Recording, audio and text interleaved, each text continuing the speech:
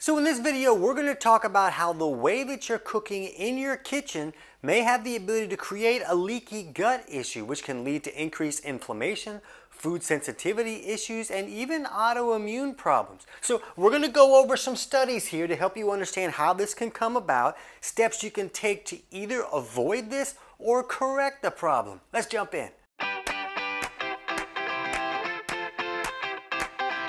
TC Hale is not a doctor and does not claim to be a doctor or licensed in any type of medical field. Don't be an idiot and use anything heard on the show as medical advice. This information should be used for educational purposes only, and you should contact your doctor for any medical advice. Now get off me. So to understand what could be going wrong in your kitchen, we need to understand glycation, and more specifically advanced glycation end products, or AGEs like all the cool kids call it. And basically this is where sugars glycate or bond to proteins or fats and tissues and organs inside the body and can create a lot of trouble and disrupt the way that those bodily tissues function.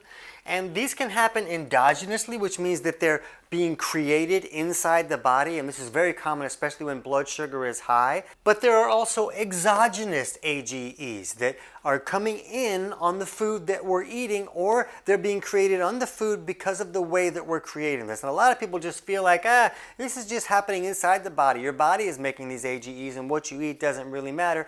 And these people are really just adorable and need to understand that that's not really the situation going on.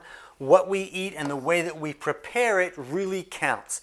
And the problematic way to cook food is with high dry heat. So things like, broiling or baking or frying or grilling or even air frying, all of these methods with high dry heat have the ability to really elevate the level of AGEs in the body. Now, the body is designed to get rid of these AGEs. So we should be able to bring in some of these without creating any trouble. People have been doing that for a really long time. The problem is our food supply today has a lot more AGEs in all these processed foods, and we're bringing in a much higher level. So the burden on the body is much greater than it was for our ancestors. So when we're looking at how this can create trouble for this leaky gut issue, let's look a little bit into these intestinal epithelium, which is basically this single layer of cells that kind of create the border of our intestinal tract. And it's supposed to have all these tight junctions in here so things don't get through into the bloodstream here.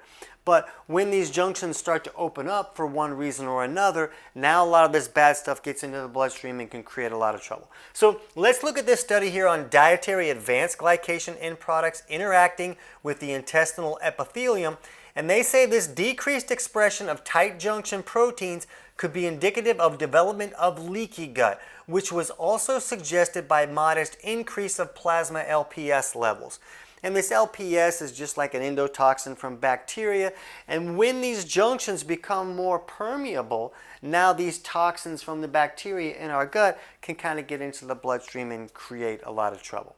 But let's look at this study here on advanced glycation end products and their effects on gut health. And they say the increased expression of RAGE can enhance ligation of AGEs, accelerating the localized production of reactive oxygen species, or ROS. So basically what they're saying is that the more AGEs that we bring into the system, the more receptors that the body will develop. And so we're going to increase the number of these RAGE, is what they call that. So the more of these receptors that they are, the more likely that AGEs will attach or ligate to those receptors. And when they bind to these receptors, it sends a signal into the cell to create more of these reactive oxygen species. And these are highly reactive molecules that create a lot of oxidative stress and can damage nearby structures. So if this is happening here on the intestinal lining, they can damage these structures, make that more permeable, and now we have a leaky gut issue.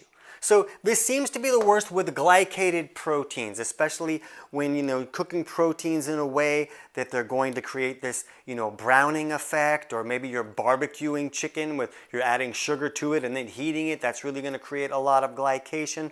So all these high dry heats, when we're looking at protein, have the ability to create a lot more of this glycation. And not only is that problematic because it makes it harder for the body to break those proteins down into amino acids, and amino acids are what the body uses to rebuild and repair structures. So we really need those amino acids, but it also seems that these glycated proteins are the worst at creating trouble when we're looking at this leaky gut issue.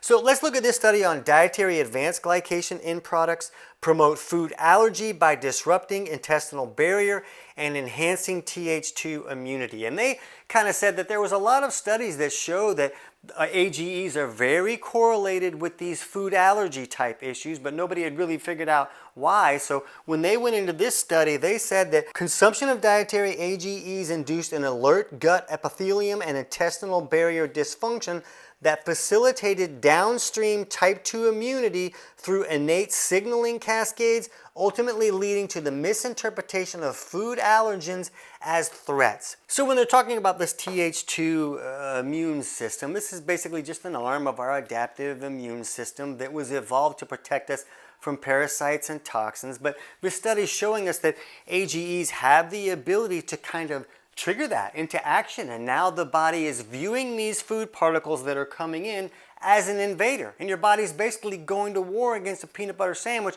just because these junctions are not tight like they're supposed to. Things are getting in when they're not supposed to be, and it has the ability to create these autoimmune type actions, food allergy problems, and a lot of inflammation. Now, to correct these issues or to avoid them for yourself, we just want to think about being reasonable. And the problem is that a lot of people will be like, okay, I understand that eating all this processed carbs and sugars is bad for me. A lot of these processed foods have a lot of AGEs. That's very bad, and they cause a lot of other trouble for other reasons as well. So people will say, okay, I'm going to eat more protein, I'm going to eat more real food. But if they're grilling everything or air frying everything or they're sauteing everything in butter or cooking in a way that's really elevating these AGEs, they're not getting the benefits that they were looking for. They're just causing other problems. So the way to really correct this is to cook in a way where you're going to reduce those AGEs. And most people are not going to have to cook everything the right way, but if you can just reduce some of the things and reduce that load, it can help a lot by doing a little more steaming or braising or slow cooking or pressure cooking. Ways that use more moisture in the cooking process can really bring those AGEs down. There's a lot of other tricks you can do too, but we also want to think about if there's already a leaky gut issue, correcting that leaky gut is going to be very important. And we're not going to dig into that here, but I'll have a link in the description below for our video on 4 steps to improve leaky gut that will go over other aspects that can be very helpful here. And we'll have links to all these studies in the description below if you want to dig into these a little bit more. But if you want to understand ways to combine foods or to prepare foods to really reduce that AGE load, you can jump over right now and check out our video on food combinations that are destroying your brain, or our video on Stop These 3 Cooking Habits to gain more insights how to bring these AGEs down. I can't wait to hear about your results.